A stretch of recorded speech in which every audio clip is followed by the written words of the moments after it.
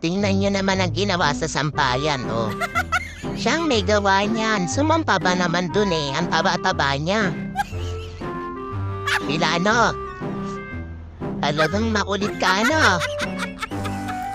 Tingnan mo.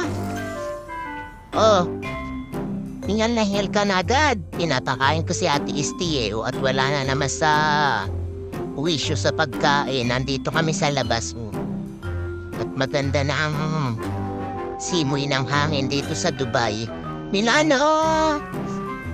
Si Ate Isti ito. Ang pagkain ni Ate Isti ngayon ay potato with chicken and yung nahuli ni Lolo kaninang umaga na fish. Yan, tsaka may malunggay. Tapos meron din siyang homemade na apple juice. Ang ginawa ko dito, nilaga ko yung apple at tsaka ko binlend sa kaunting tubig. O juice na yan, Isti. Hindi na naman siya kasi napupo, kaya ganyan na naman itsura niya, no? Tapos nakagat niya ako kahapon, no? Pero hindi niya sinasadya. Ano be? Yan, no?